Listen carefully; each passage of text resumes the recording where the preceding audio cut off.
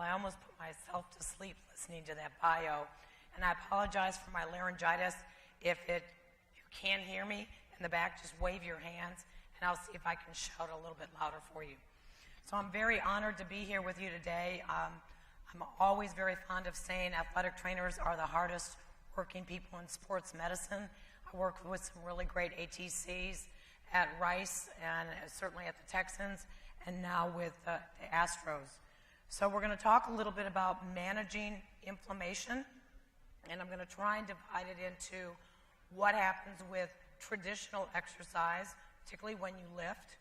And then I'm also going to put some stuff in about injury, because clearly when you play the sport, particularly if you play football or soccer or any collision sport, there's always going to be an injury component, and both of those can be managed in part by food. See if we can get this going. My disclosure is that Gatorade has paid for me to do this talk, and Gatorade, ironically, doesn't have any product in my presentation, so they just got to pay me for producing it.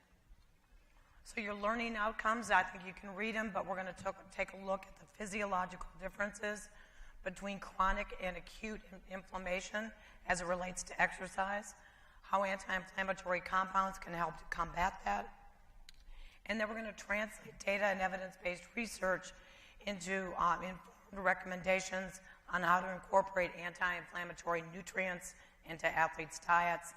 And then I'm hoping at the end you can list 5 sources of anti-inflammatory foods.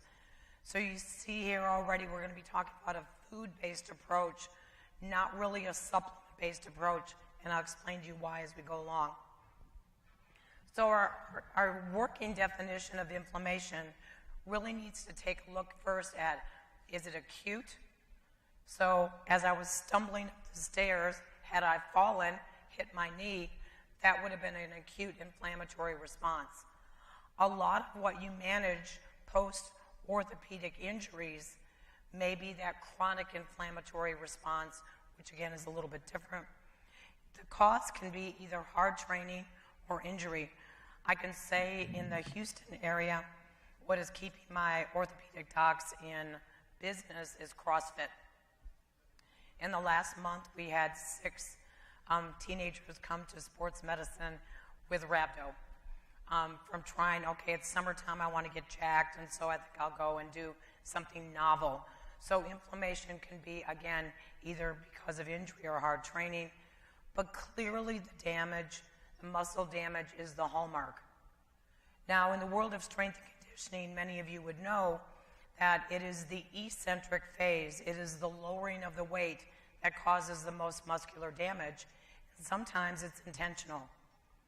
So we have a new strength coach at Rice, and he is awesome, and he is doing a significant amount of slow reps or eccentrically managed exercise. And most of my guys will come in the next day and say, I'm really sore. And again, that is that inflammatory response.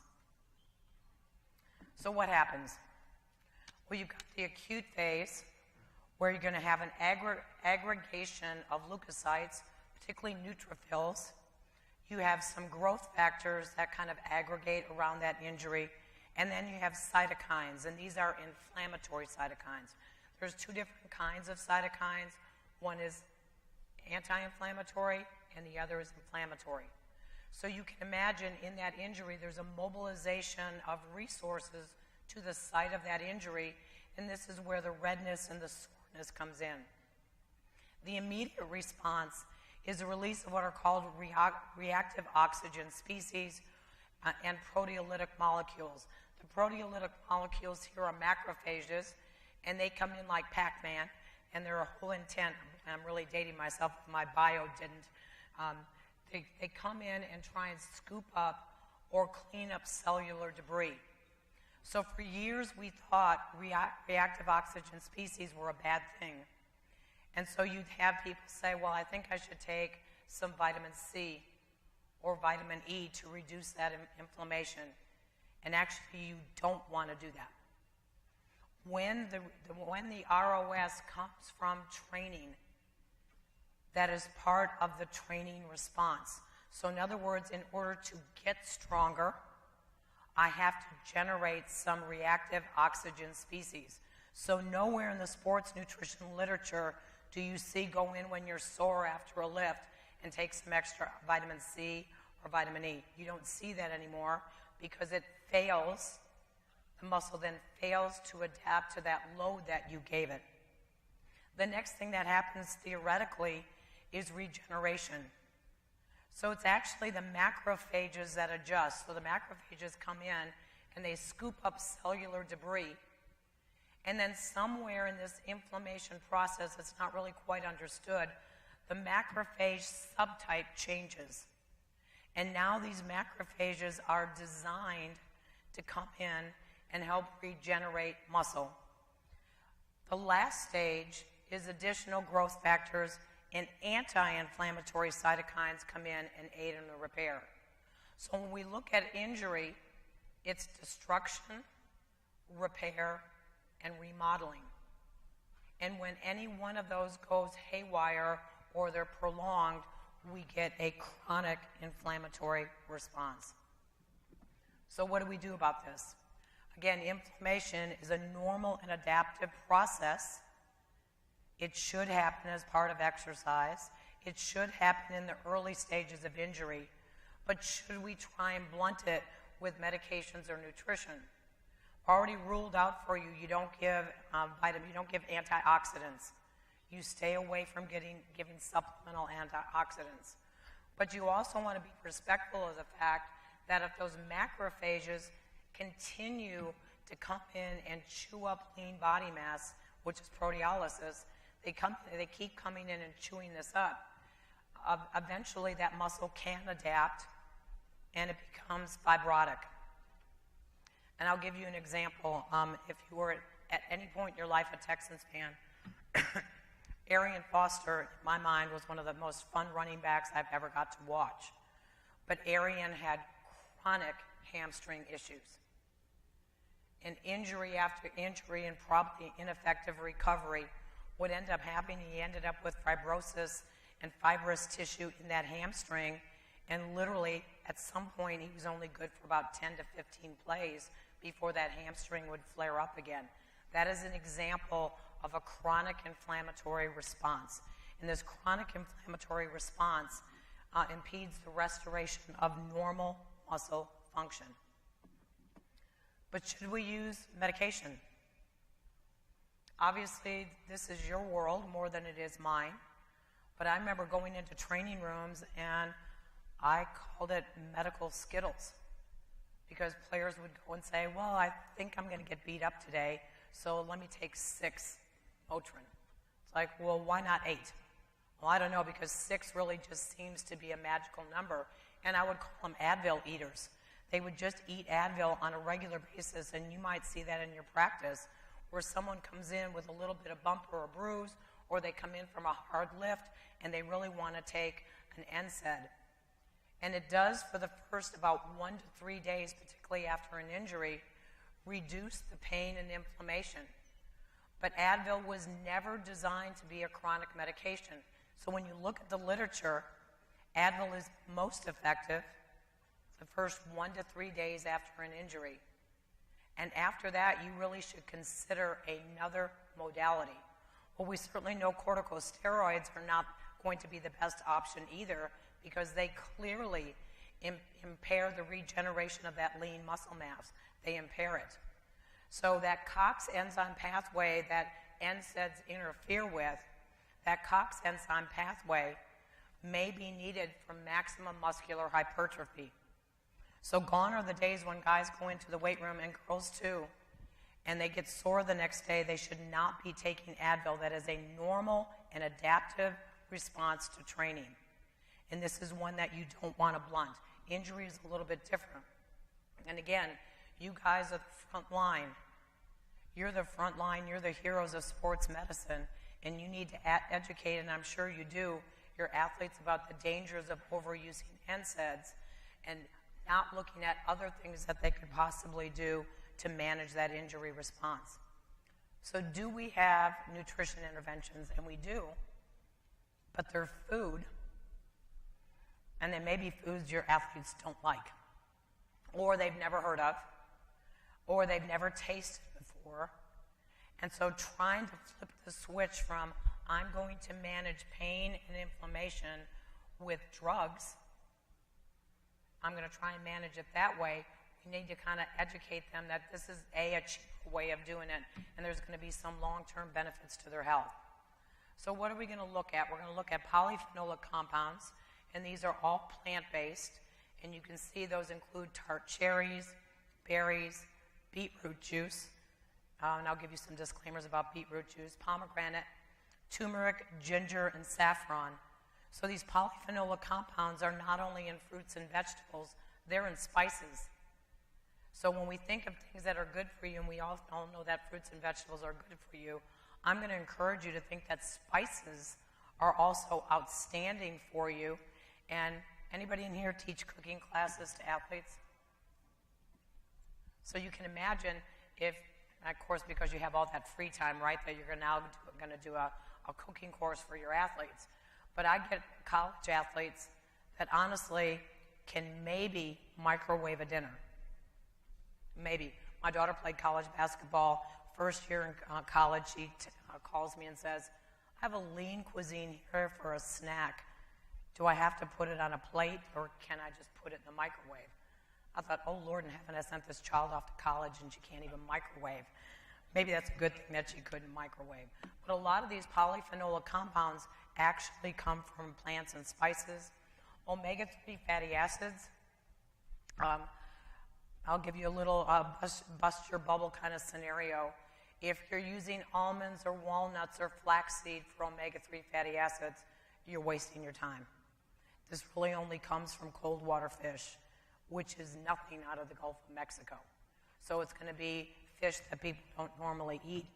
Whey protein is going to be superior than branched chain, and I'm sure you've had a lot of athletes come in and say, I want to take branched chain amino acids. If you ask them where that comes from, most of them cannot tell you. They'll say, well, I got it at the health food store, and I know there's 3 of them, not realizing that one of the best sources of branched chain amino acids is milk. And they can get milk in their school cafeteria, and they don't need to go out and spend a significant amount of money on branched chain. And branched chain amino acids are the predominant amino acid in whey protein, which is also milk. So you would remember your nursery rhymes. Little Miss Muffet sat on her tuffet, eating her curds, which is a stuffing cottage cheese, eating her curds and her whey. So casein and whey are the 2 predominant proteins in milk, and I don't think people need to go out and spend $40 a month on a whey protein, and then certainly vitamin D. So now I'm going to have you memorize this, because there's going to be a quiz afterwards to say what are the polyphenolic compounds and where do they come from. So you can see there's lots and lots of different categories with lots of words that you cannot pronounce. So if we look at resveratrol, resveratrol is what's in grapes. So if you've ever heard of the French paradox, why the French have less cardiovascular disease despite eating a lot of cheese, it comes from red wine. And resveratrol is the red pigment in grapes. Lignans are fiber, that's what's going to be found in flaxseed. Elagitannins are found in things like pomegranate and green tea. So we can go through all of these and come up with a food source, but it's all fruits and vegetables. So if we look at Texas statistics, the average Texas high school student eats 1.8 servings of fruits and vegetables a day. 1.8. And my guess is you could probably tell me what they are. French fries count on this survey, okay? Ketchup, you're close. Although I'd say ketchup is actually probably pretty good for you because of the red pigment in it. The other is apple juice. Last time I checked, French fries and apple juice were not in the category of what I would call nutritional heroes. So you're not seeing things like kale and spinach and romaine. You're seeing things that are relatively plain and familiar. So you can imagine at the beginning of your school year, when you're visiting with parents, My professional association's website, the Sports and Cardiovascular Dietitian Group, is called SCAN, and the initials after that are DPG, scandpg.org, and you can download evidence-based handouts. If you have gone to the ncaa.org website onto their nutrition link, you can have handouts available to your parents. So even if you don't have time, you can provide some of that education, because the polyphenolic compounds are going to come only from fruits and vegetables and not the ones our kids eat. Tart cherry juice, how many of y'all have heard of that for inflammation? Company's done a really good job. And I'll tell you how they did the study. They took a look, they started doing this initially in racehorses. And racehorses, they just gave them a supplement of 30 milliliters of tart cherry juice concentrate and then looked at inflammatory markers. Well, that was the only fruit, the only polyphenolic compound really in that horse's diet. So it reduced that. When they've done it again in humans, they fed people a diet with no fruits and vegetables and then compared it to a diet with tart cherry juice, and it also reduced inflammatory markers. The argument that I would have is that would any dark blue, purple, or red fruit or vegetable do that? And the answer is probably yes. It's probably yes. So I don't want to tell you not to buy Cherish or Cheribundi, but for what they are, to me, they're relatively expensive.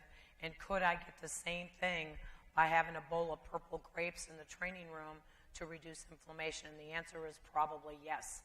The difference is tart cherry juice is in a bottle and people can take it to go. It reduces an inflammatory marker called high sensitivity C-reactive protein. And for those of you in this room that are over the age of 40, your physician may order high sensitivity C-reactive protein as a measure of your risk of cardiovascular disease. So this is a nice inflammatory marker. It tells us, is there inflammation going on in the body? And so tart cherry juice will lower that, lowers uric acid, and it can lower blood pressure. So think about this for a second. We all live in hotter than hell South Texas, and all of our athletes are exposed to a heat load that only a few other parts of the country are going to have with our heat and humidity. So oftentimes an athlete may be predisposed to hypertension, but they're also cramp prone, and so you've got to give electrolyte support, right? So you might be using Gatorlytes, you might be using the right stuff, you might be using just the salt shaker in order to help reduce muscular cramps. But on the back side, as you're giving sodium, you know sodium can elevate blood pressure, but on the back side, if you're promoting a plant-based diet, you can actually get some blood pressure lowering. And cherry juice gets you a little. Beet juice is going to be the real hero here. And it also contains a small amount of melatonin. So melatonin obviously is the hormone that helps to make you sleep. But the dose here is 30 milliliters of a concentrate, which is equal to at least 8 ounces reconstituted. So you have to have at least 8 ounces. You can't just have a sip and say, oh, okay, I've got all my anthocyanins. You can't say that. You got to have a little bit more than that. Now, with it being cherry season, all cherries are going to have this. This is a type of cherry that we just generally don't see outside of being in juices. Berries, again, another polyphenolic compound, may reduce muscle soreness. It has varied antioxidants, meaning if I eat blueberries versus blackberries versus strawberries versus raspberries, there's going to be a slightly different antioxidant profile. Raspberries contain a derivative of aspirin. So when I worked at the Texans, we always had, say for example, pancakes in the morning, but we would make our own syrup.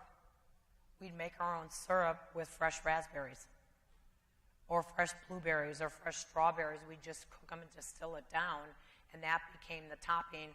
And yes, I did put a little sugar in it to make it a little bit more appealing, which doesn't reduce the antioxidants. It just makes it a little bit more delicious. We also know that in individuals who have the polyphenolic compounds that are found in blueberries, slightly different colors, that they have higher levels of those polyphenolic compounds and they get concussed. The brain recovers a little bit faster. You're seeing blueberries, dry blueberry powder now being used in the Alzheimer's literature because of its unique role in the central nervous system. So we've got all kinds of different berries that people can have, and oftentimes when you look at the research, it'll talk about one of the polyphenolic compounds. Well, God or Mother Nature didn't put one in a food. There are multiple fruits, polyphenolic compounds in different berries. So one of the things I'll tell parents to do is, let's say you have a bowl of raspberries and you've all seen it, where they've sat a little bit too long, they're not rotten, but they're getting a little soft. You can take that, you can run it through a blender with some ice and squeeze a little lemon or mint, and now you get a fruit slushy. I've actually added Gator Lights to it to make a homemade sports drink that's going to have some real benefit, but I'm not throwing out the soft berries. I'm using it and repurposing that. What we know is real food is a combination of nutrients, and we're really looking at the synergy of those compounds in berries. This is a rock star. Problem is, tastes like dirt. Tastes like dirt. And maybe you love beets. I'm giving you my real bias here. It tastes like dirt. If somebody starts drinking beet juice, please warn them their urine will be red. It's a frightening thing if you're not used to it. Most people don't drink beet juice, and all of a sudden you're getting these phone calls, I'm bleeding to death, I must have kidney failure, and honestly what it is beetroot juice. The betalain is that dark red pigment. It makes it kind of taste earthy, but it also delivers dietary nitrate. And you are going to hear more and more about dietary nitrate as an ergogenic or sports-enhancing aid. In your mouth, the bacteria convert nitrate to nitrite. So I want you to think about that. It's the bacteria in your mouth that do that. So if you use an antibacterial mouthwash and then you drink beet juice, you get no conversion. You've killed the bacteria. So I'll tell athletes, I don't care about your breath. Give me a dirty mouth. Please don't use an antibacterial toothpaste or a mouthwash before you use this as an ergogenic aid.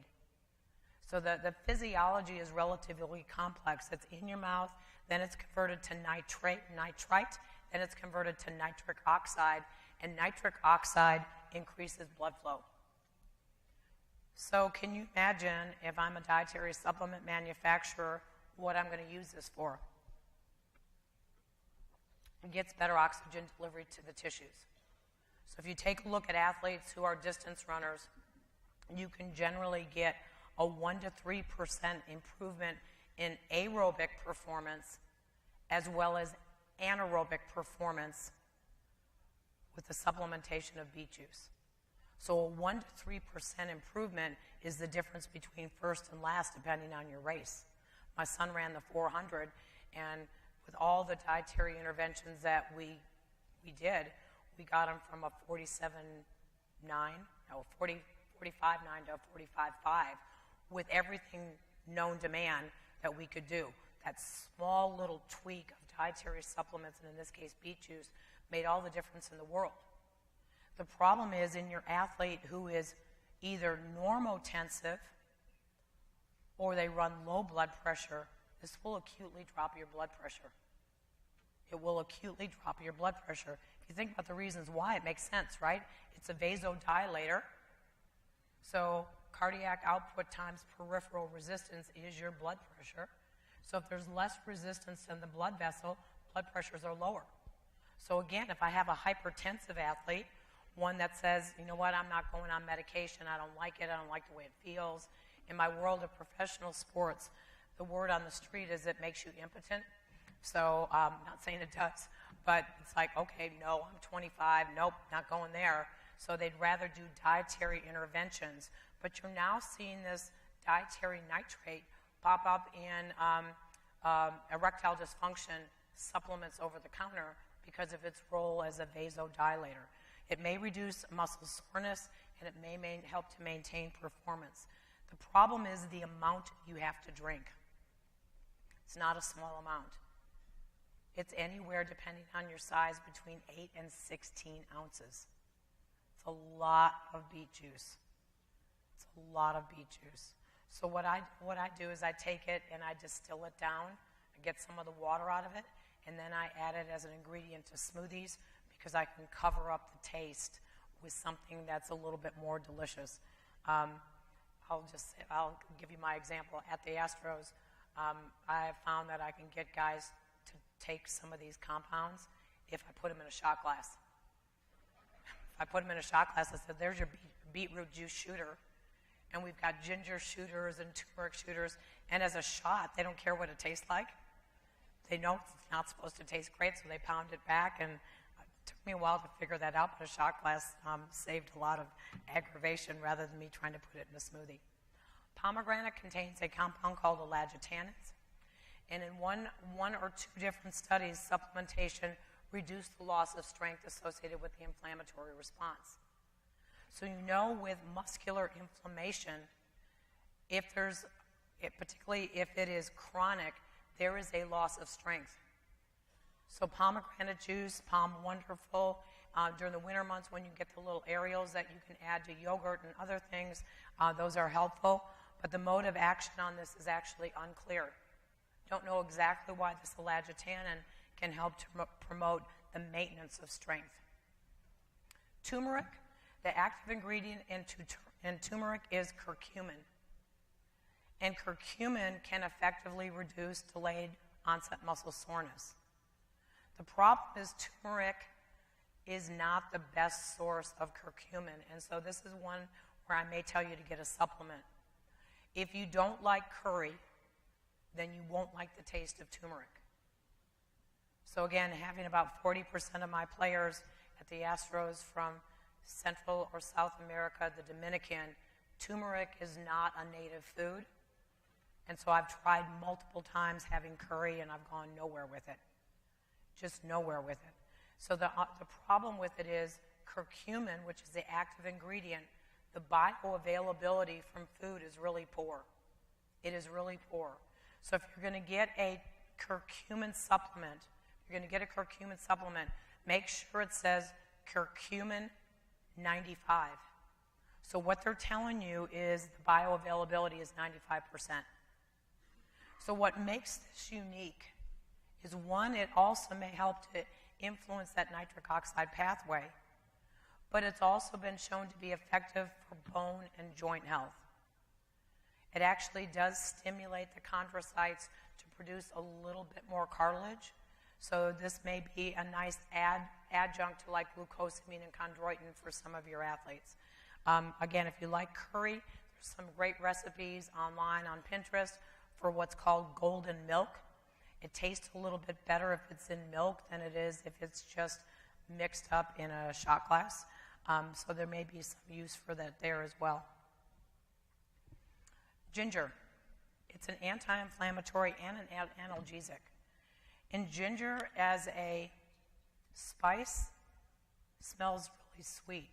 If you ever had ginger juice, really peppery. It is really peppery. It has a real bite to it. And so 2 grams of ginger to reduce some of the pain and inflammation of an eccentric lift. That's a lot of ginger. And so to me, if you can mix it in a smoothie, I've been successful at putting it in stir fries for athletes as a way of getting in some additional ginger, and it blends in nicely. But again, this is unique. Just like turmeric was unique in the fact that it could actually stimulate cartilage production, this is unique in the fact that it can also help to manage pain associated with exercise. Saffron, it's just a yellow spice. So we only serve yellow rice at the Astros. That's it. Doesn't really have too much of a flavor. Problem is saffron is really very expensive as a spice. It's not an inexpensive spice at all. It's common in Indian dishes, and it also helps to reduce that inflammatory response as well as lower lactate dehydrogenase, which is one of the enzymes that's overproduced during that eccentric training. Now I'm going to try and make you a biochemist. So please don't all mass exodus to the door. Try and make you a biochemist, because I think omega-3 fatty acids are the most misunderstood compound out there. And I would probably say, if I'm in the supplement recommendation world, it's probably one that I recommend to most people if you don't eat cold water fish. We'll talk about the reasons why. In cold water fish, there are two very biologically active omega-3 fatty acids. One is abbreviated EPA, not Environmental Protection Agency, and the other is abbreviated DHA. If I were to give you these two fatty acids and trace them, say where in your body do they end up? It's either the retina of your eye or it's your brain. So think about omega-3 fatty acids as something your brain absolutely loves, and they are a dietary essential.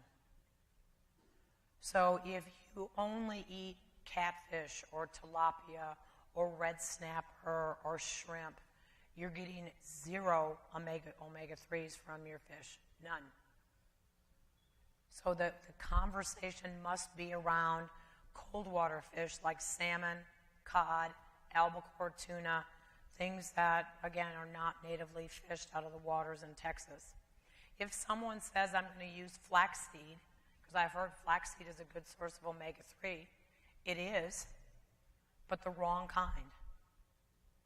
It's the type of omega-3 that is found in flax is something called ALA, and the conversion of ALA to EPA and DHA is only about 8 to 15%. So if you get something that says fortified with flaxseed and it's got 300 milligrams of omega-3, that may be what's in the product, but that's not the right type of omega-3 fatty acids. We also have another real big problem in the United States, and we tend to eat a lot of what are called omega-6.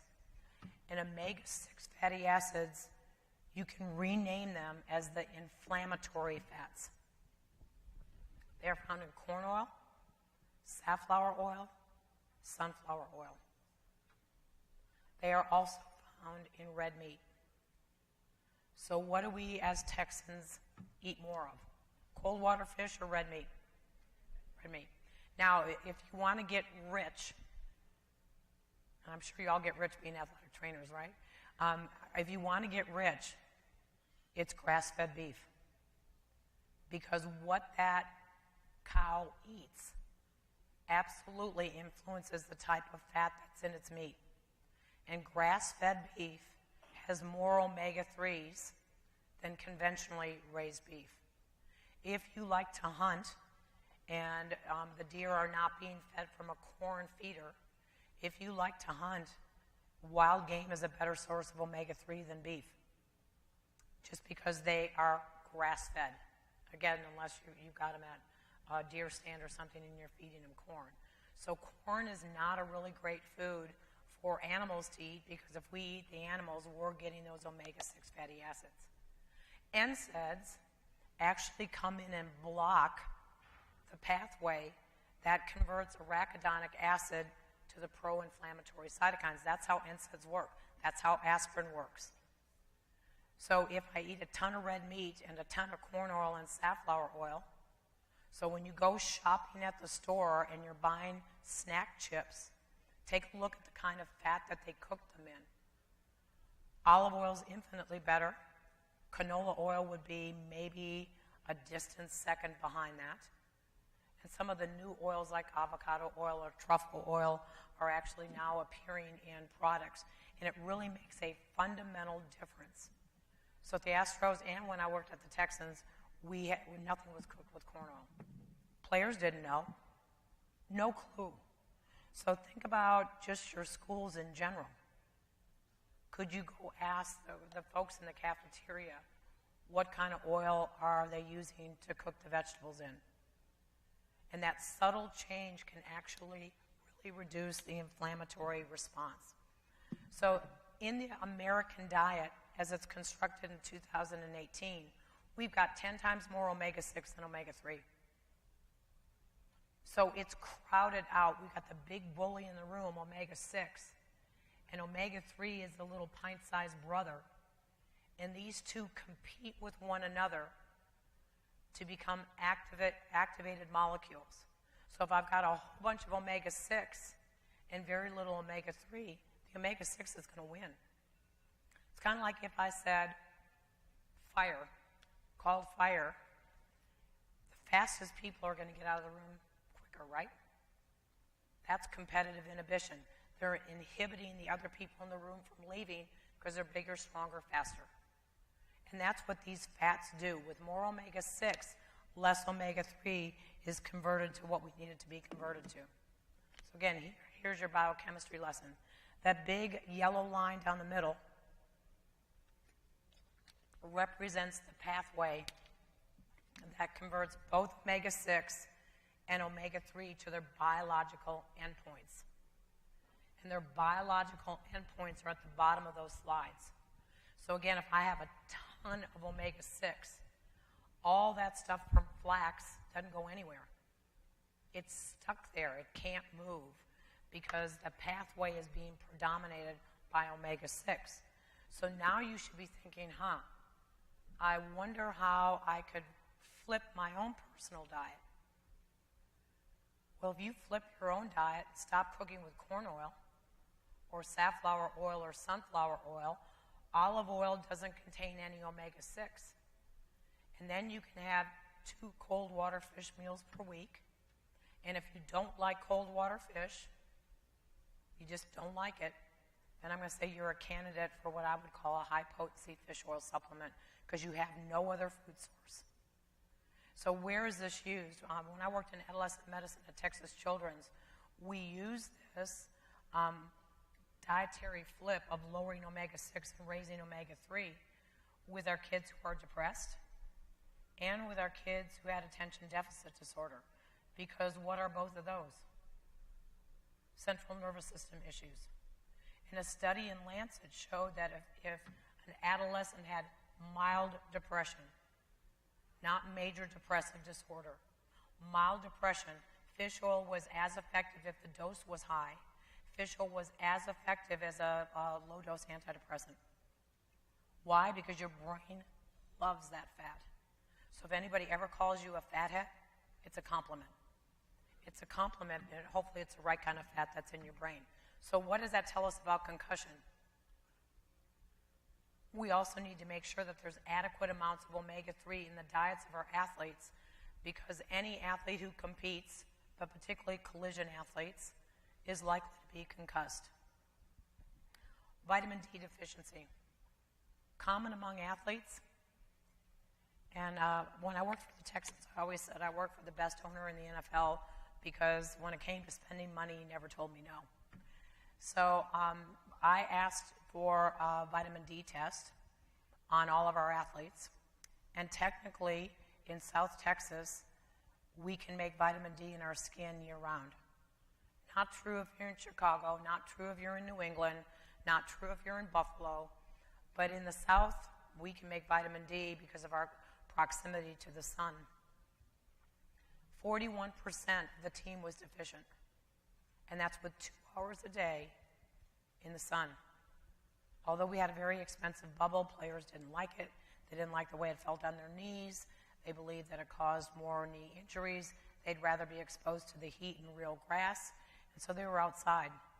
And it clustered in the athletes with the darkest skin. The darker your skin, the more melanin in your skin, the less vitamin D you produce. And then think about what happens to your athletes when they go home. Probably, unless you've got a different group than I do, they go home and watch TV or play video games. So they're not outside. Their practice may be the only time they're outside all day long. Body fatness can also make a difference. The athlete who is over fat Vitamin D gets sucked into fat stores, and I know you learned somewhere along the line vitamin D was a fat-soluble vitamin.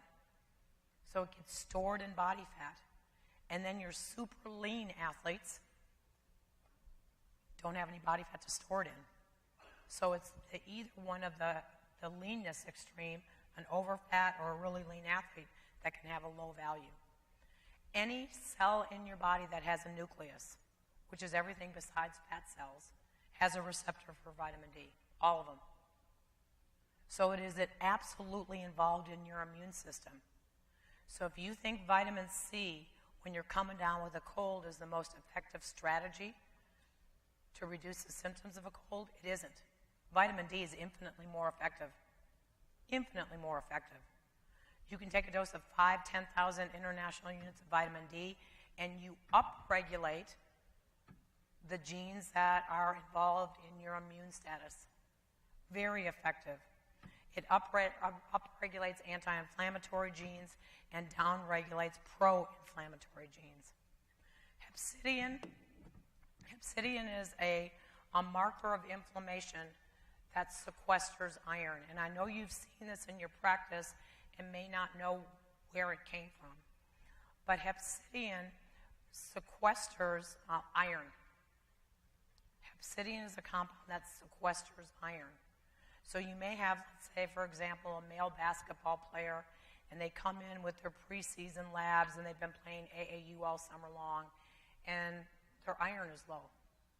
And you start looking for, well, I wonder if they've got a bleed, I wonder how much Advil they're taking, wonder if they have a stomach bleed, wonder what their diet is. And actually what can happen is a vitamin D deficiency increases the amount of hepcidin you make. Hepcidin sequesters the iron, and your athlete is anemic, and it really has nothing to do with diet or NSAIDs. So if you have someone who has chronic anemia, and you've not been able to figure out the etiology, and you don't have a vitamin D, I'd tell you to start out with anywhere between 2,000 and 5,000 international units, just to make sure that you're not having this compound hepcidin upregulated, where you're making a compound that's going to sequester iron. Whey protein and branch chain. Let's clarify this here. Of the branch chain amino acids, the only one that makes any difference is leucine. And it doesn't make muscle. It doesn't make muscle. It prevents muscle protein breakdown.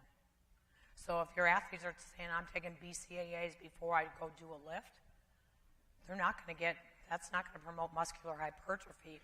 What it does is minimizes protein breakdown. The injury response,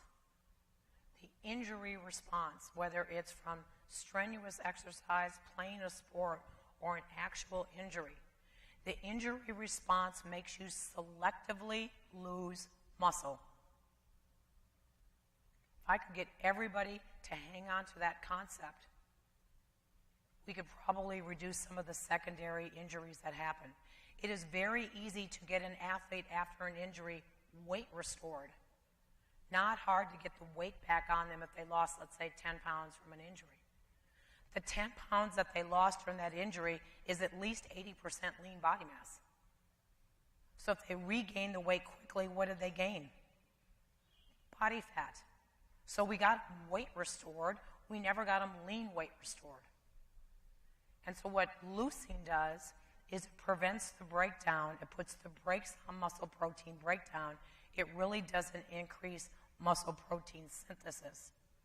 So we really want to make sure that your athletes, again, very simple things. Beans are actually a pretty decent source of leucine. And being in South Texas, we all love beans. Again, milk is a very inexpensive source of leucine. And if you drink about 1.5 quarts of milk a day, you get an adequate amount of leucine. Many of your female athletes may not be able to consume that much, but males can. So what are our practical recommendations? Because it's nice to have the science, but we all deal in plates. We all deal in how am I going to get my athlete to eat. Half of that athlete's plate needs to be fruits and vegetables. So the beginning of your year, you give everybody a paper plate. You draw a line down the middle of it. please put fruits and vegetables, because otherwise it's going to end up meat. Put fruits and vegetables on it and say that half of the plate belongs to me. Your goal this year is, if you're not a fruit or a vegetable eater, I need you to try a new one every month. I need you to try whether it's honeydew or cantaloupe or strawberries, bananas, apples, oranges, whatever. I need you to try a new fruit or vegetable every month, and half of the plate needs to be fruits and vegetables. At the Texans and the Astros, I actually bought plates that were segmented. Just like you were when you were 3 and you didn't want your food to touch. So exactly the plates that I bought. At Rice, I had guys who would say, oh, so I thought that was the meat side. No, that's not the meat side. It's a fruit or vegetable side. Remember, it doesn't necessarily have to be the ones that we talked about. Any fruit or vegetable is going to have polyphenolic compounds, any of them. So it could be sauteed onions and peppers that are now going on your feed is that you're going to have at night. The more fruits and vegetables on your plate, the better. Smoothies become a great vehicle to customize and increase anti-inflammatory compounds because you can mix stuff together. So my athletes who hate vegetables hate raw spinach. Doesn't taste bad at all. Doesn't taste bad at all. Makes your spinach green. Makes your smoothie green, but it really doesn't add much flavor. I think kale does, and I think celery does, but I don't really think spinach does. So that's a good vehicle to get someone to try spinach. They just have to get used to the color. Supplements of vitamin D and omega-3 fatty acids should be considered because these nutrients are lacking. So the data on concussion management is oftentimes what happens with omega-3s. People take one gel cap. Okay? The amount that you need, a starting amount, is 2,000 milligrams of EPA plus DHA. Not 2,000 milligrams of fish oil. It's 2,000 milligrams of EPA and DHA. So I bought one from a local pharmacy, and it had 180 milligrams of EPA and DHA. If I need 2,000 and I take 180, it's not going to work. So it's kind of like saying, you know what? I don't want to get pregnant, so let me take a half of a birth control pill. It's not going to work. Doesn't mean there's not active ingredient in it. It just means the dose is not high enough. So in order for fish oil to work, it has to be a high enough dose. And unfortunately, really good quality fish oil with a high dose may cost you $30 to $40 a month. And that may just be too cost prohibitive for a lot of the families that you deal with. And that's why sometimes canned albacore tuna fish salad may be a really good way of getting a cold water fish meal in, because it's not going to be the same as spending $40 a month. But you need, for your athletes, for concussion management, the data is just like with blueberries. You need 40 milligrams per kilogram of body weight on a regular basis, meaning they consume it on a regular basis before they get concussed. Fish oil is not a treatment for concussion. It's probably best used as a recovery tool when somebody's concussed. Do they get back a little bit faster by the use of omega-3s? Whey protein and branched chain have roles in preventing muscle protein breakdown, which is a consequence of chronic inflammation. The other thing I will encourage you to do with your athletes is, in order for them to have maximum muscle protein synthesis, they have to have protein at breakfast, lunch, dinner, and before they go to bed. So again, unless your athletes are different than mine, high school kids roll out of bed, maybe grab a granola bar, and that's it. And so my wise guy response is, if you don't have time for breakfast, you really don't have time to be good, because you can't go to the weight room with no food in your belly and expect your strength coach to make something out of nothing. If you went from dinner last night to noon the next day because you skipped breakfast. So think about creative ways of getting that protein in. It could be a big glass of milk in a Yeti cup. It could be a smoothie. It could be 3 hard-boiled eggs and a peanut butter sandwich. There's a lot of ways of getting protein, but it requires a little bit of thought. And certainly the experts that you are, you're going to monitor and educate your athletes on NSAID use. And dietary strategies should be promoted over supplements. So how to follow this diet? Half your plate. Cold water fish should be consumed for at least 2 meals per week. Now the one caveat I'm going to give you is we're now seeing in my clinic at Baylor, we've started to draw mercury levels. And people who eat the more expensive fish like halibut and sea bass, a lot of people who eat yellowtail tuna, those are high mercury fish. And you really need to be careful because we're seeing elevated blood levels of mercury, particularly in people who eat a ton of sushi. So it becomes really pretty important to not overdo that as well. So if someone says, okay, I can eat sushi once a week, but I'm gonna struggle with anything less than that, they may actually do better on a fish oil supplement versus eating more cold water fish. And that may be true for you as well. If you eat a lot of sushi and a lot of sea bass and halibut and tuna, you're going to have higher levels. Salmon is actually low, cod is actually lower in mercury. Olive oil, which is a monounsaturated fat, should be used in place of omega-6 rich fats such as corn oil. So again, I would hope that everybody would go home and see what kind of cooking oil. If it says pure vegetable oil, it's usually a blend. If it says pure vegetable oil, I would encourage you to switch to extra virgin olive oil. I'll make one comment about coconut oil. Coconut oil, if you have a family history of cardiovascular disease, and if you don't eat a diet that is unbelievably low in sugar, coconut oil can actually raise your cholesterol. If you eat more of a paleo diet where you're not eating sugar, you're not having margaritas, you're not drinking alcohol, you can probably substitute coconut oil for other oils. But I don't know a whole lot of people who do that. I just don't. They may say, yeah, I've really tried to cut back, but we're having a party tonight, and there's going to be margaritas, and so I'm going to get my dose of sugar there. Sugar and saturated fat, such as coconut oil, are not a good combination. Simple sugars, such as sweets and desserts, should be limited. But is there a way that you could tweak this? What about a fruit-based dessert? What about a fruit-based dessert where you might take blueberries and make a blueberry crisp made with oatmeal as a topping with a little bit of brown sugar? Then I put a little bit of ice cream on it, and now I've got those really great polyphenolic compounds that are in blueberries. I just happen to wrap them up as a dessert. And fried foods, particularly fried food out, maybe not so much in your own home, should be limited. When foods are fried, like in a fast food restaurant, every time they cook a batch of French fries, they don't dump out the oil and give you a new oil. So when oils, whether they're good oils or not such good oils, when they're reused over and over and over and over again, they're a source of trans fats.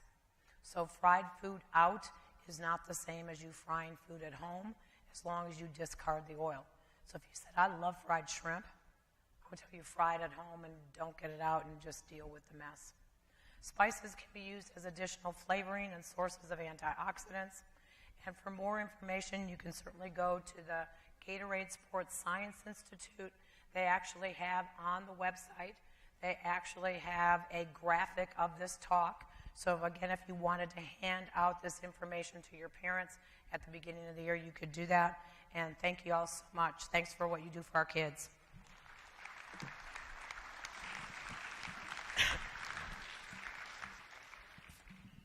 Okay, we got a couple questions.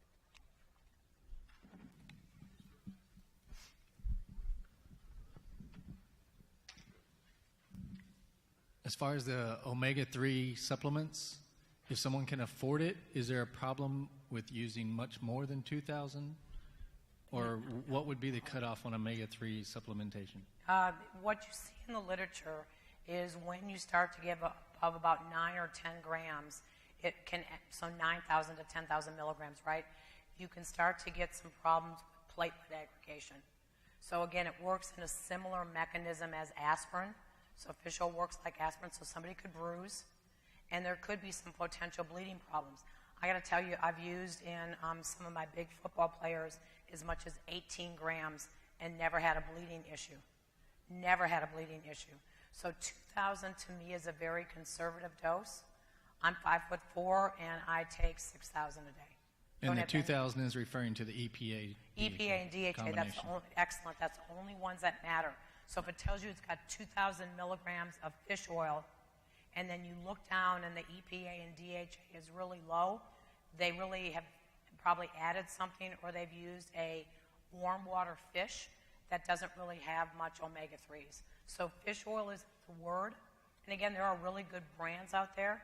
The really good ones are just happen to be really expensive because they're really concentrated, but they don't have any mercury. Thank you. Yeah, you got it. With the beet juice, can you just eat beets as well? Oh, sure you can eat beets. And if you love beets, I would probably tell you put beets with other high nitrate vegetables. So you could do like a roasted beet salad. And I've actually done this at the Astros, a roasted beet salad. Can't tell you that went over really great. And then we made our own pomegranate salad dressing. I just distilled pomegranate juice down, added a little bit of vinegar to make it tart and some oil, and then we put it over arugula. And arugula is a high nitrate vegetable. Spinach has arugula, romaine, it tends to be dark green and leafy vegetables, but absolutely you could just eat beets if you love them. The equivalent is about 3 beets though. So I could probably get by, put a few on my salad. I would struggle a little bit eating 3 complete beets on my own. We have a couple more questions. Okay? You mentioned that milk was a good source of BCAAs. What advice do you have for those that are lactose intolerant?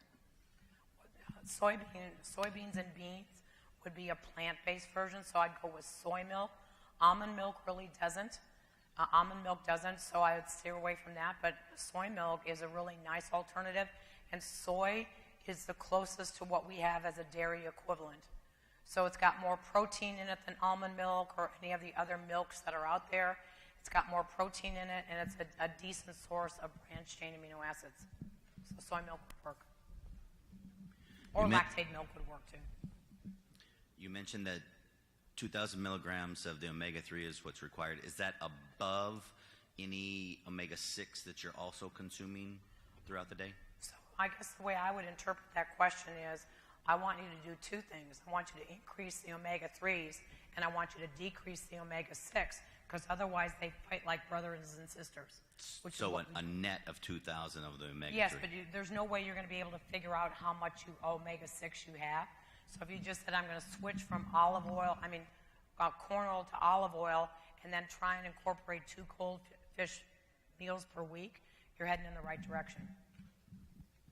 So with the beets, do you have to also eat beetroot, or as long as you go with beets, you're good to go? If I'm making a smoothie, I'm probably going to use the whole beet, because I can pulverize it. And at the Astros, we make our own. So we take beets and carrots and pineapple because I need something sweet. And then we put a lot of ginger in it. And during spring training, we go through 3 gallons a day. So if it didn't taste good, because you know the rule, if it doesn't taste good, there's a pretty good chance I'm not going to do it on a regular basis. My only word of caution is be careful with that blood pressure drop. So you can have an athlete who gets a little syncopal on you, saying, oh, I feel a little woozy, and you're looking for dehydration, and it was actually their acute beetroot juice.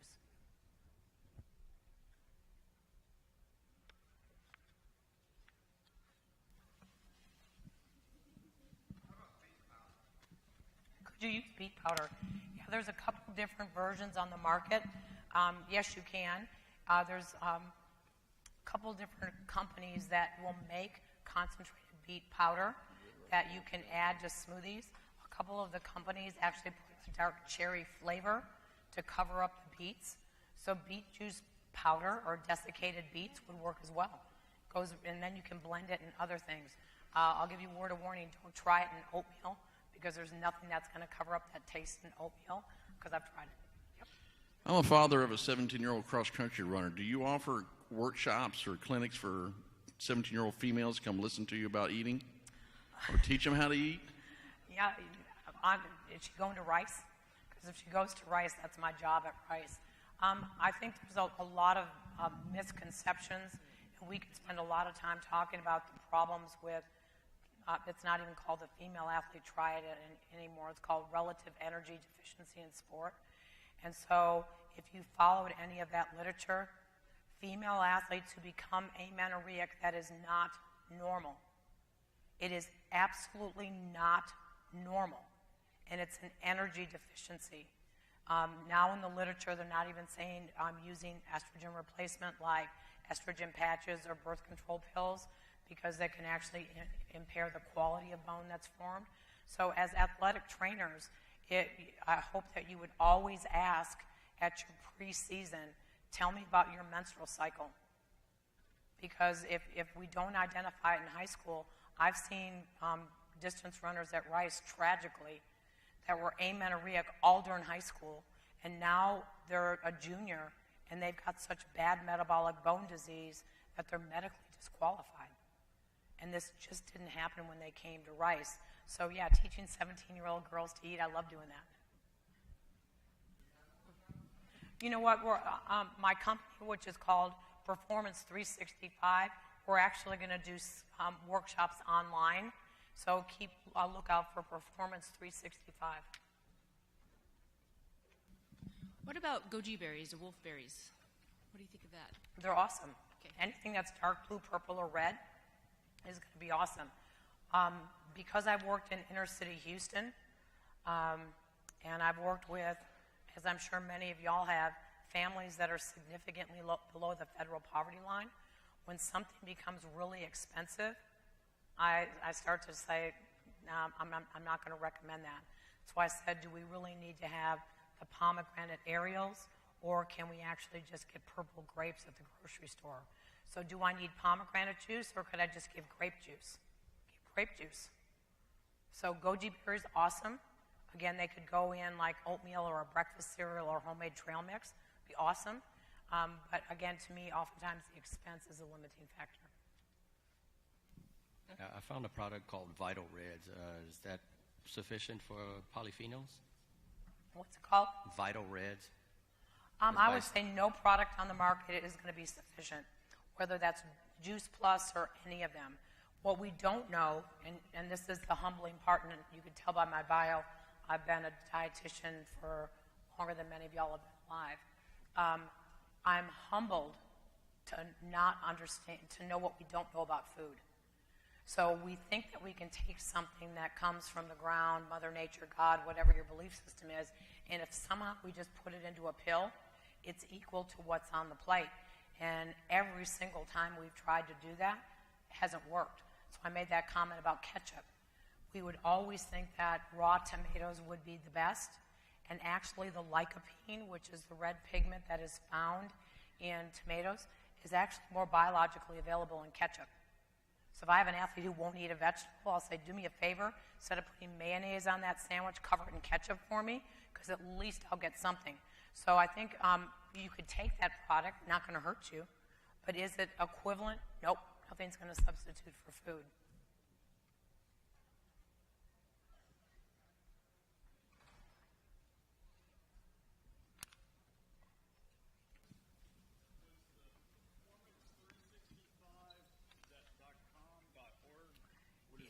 It is going to be .org. It hasn't launched yet. It's myself and 2 other sports dietitians that have decided to take sports nutrition global, because a lot of folks just don't have access. How many of y'all work with a sports dietitian in your school? So maybe Performance 365. So maybe 5 or 6 out of this room. So one of the reasons I love talking to athletic trainers and translating some of the science to the plate, I'll be respectful and say you don't need my degree to tell someone stop eating Skittles. They're fruit flavored, they're not fruit. Eat a banana. You don't need my degree to do that, but getting people to put more produce on their plate is a real necessity in terms of overall health and performance. No other questions. Thank you all for putting up with my horrible voice, and thanks for your attention.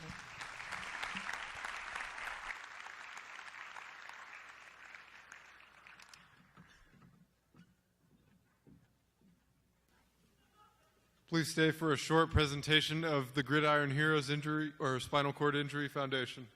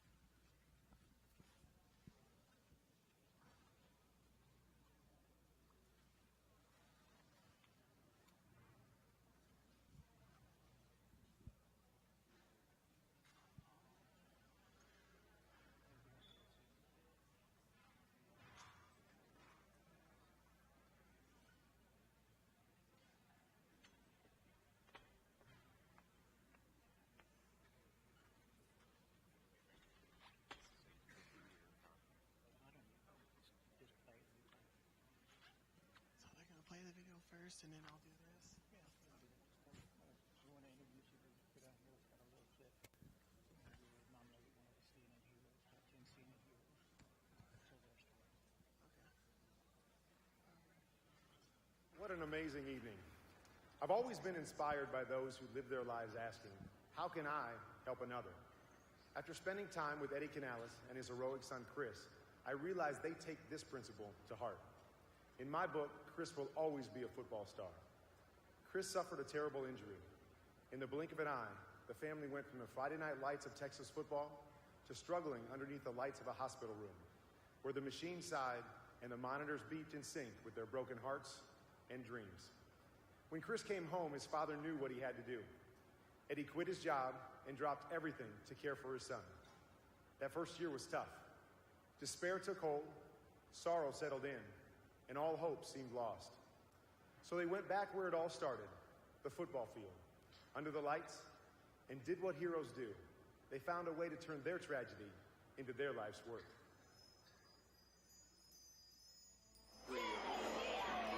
Tell me just a little bit about Gridiron Heroes, how it got started.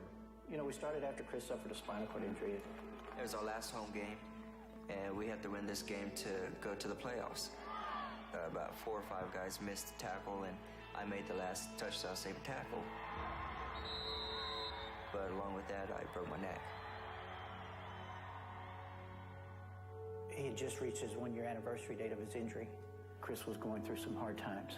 He started to shut down on me. Depression hit, and I was still in a wheelchair. So just to get him out of the house, I said, let's go to a football game. There was a state championship game.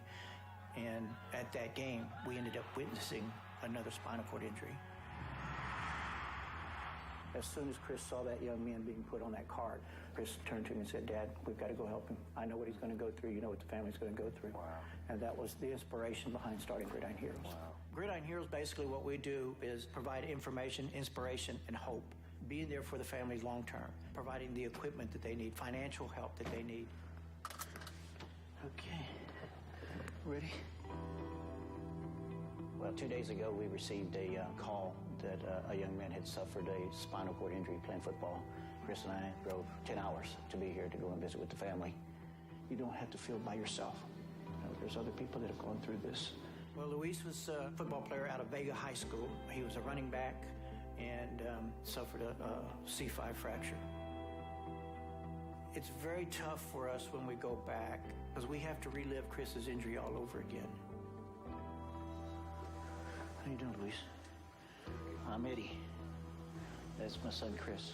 It's all gone in an instant. Someone's gone from being so independent and at the prime of his life, now becoming very dependent on some of the basic things, the simplest things that we all take for granted. They could be mad at the world, but I'll go in there to help them, just to let them know that they're not alone through this process. Never give up that faith, man. This is something that we have to do. We know that this is our purpose. And so we do it. Who else you got here? I like to collect sports history. So Okay. for me, like I got some of the older guys like Terry Bradshaw, got the steel curtains. You know I'm not a big fan of the Steelers. You know that, right? In all the time that I've been with them, they don't talk at all about themselves and their struggles. They talk about how can they help someone else? How can they support another family? And to me, that's what a hero's all about. I draw inspiration from Chris because I know what it takes for him to be in that chair day to day. To me, that's a hero.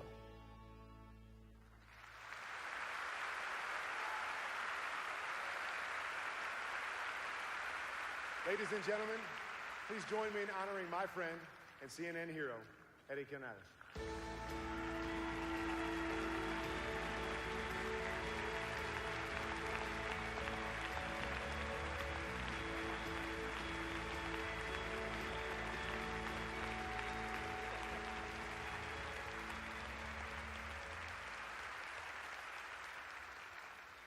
Those who love the game of football and support the game of football, we'd like for you to get behind us.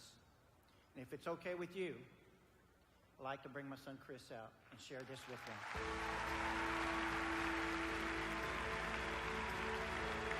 We ask that you help us provide what these families need.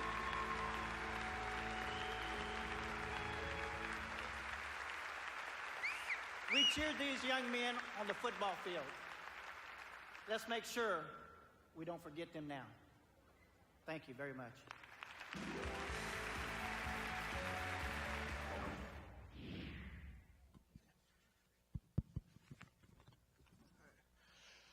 Hope you guys enjoyed that presentation. This is a wonderful cause.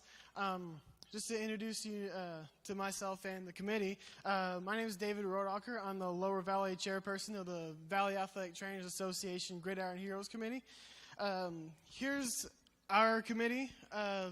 Want to introduce everybody. Lori Armendariz, Stephanie Becker, Jessica Medrano Rodacher, Claudia Gonzalez, who's the Upper Valley chairman, Michael Ariano, who is going to be taking my place as the Lower Valley chairman after Spats, Janae Pullins, Susan Detweiler, and Joanna Ruiz, who's not with us. Oh, here she is.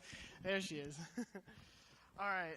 So I was going to talk about Gridiron Heroes, but the video already took us through it. So just want to go over like what we did this year to help those efforts. So this year, the Vada Gridiron Heroes Committee put together multiple fundraising efforts to raise money for this wonderful cause. Starting with the 10th annual Fill the Helmet Drive, we traveled to all the high school playoff games in the Rio Grande Valley. This year, we raised funds from 3 rounds of the playoff games here in the Valley. We also held a raffle at the Vada Student Trainer Workshop, and we participated in Fill the Helmet at both the RGV football and basketball all-star games this year. And last night, we held the first annual Vada Gridiron Heroes Softball Classic, where ATs and coaches from all across the Rio Grande Valley came together in support of this organization and to provide some family-friendly entertainment. This committee has done a tremendous job working together to lay the foundation for success, not just now, but for further years to come. And we may have just started a new tradition with an annual softball game between Valley ATs during the SPAT season. We would like to thank Dr. Owen, Dr. Smith, Dr. Liebert and Family Practice Residency Program, and the communities in the Rio Grande Valley for their contributions to Gridiron Heroes. We also want to thank all the coaches, school districts, and athletic directors for their support and using their stadium facilities this year. And we also want to thank all the AT and student volunteers that helped us out this year with Fill the Helmet and all the other fundraising events we had this year. If you would like to volunteer or play in next year's softball game, please visit the Vada booth or talk with either Claudia or Michael at the end of this presentation. If you would like to make a donation to the Gridiron Heroes, please visit the Vada booth, the Gridiron Heroes booth, or go online to www.vadargv.org or www.gridironheroes.org. At this time, the Valley Athletic Trainers Association and the Gridiron Heroes Committee would like to present this check to the Gridiron Heroes Spinal Cord Injury Foundation for $5,000.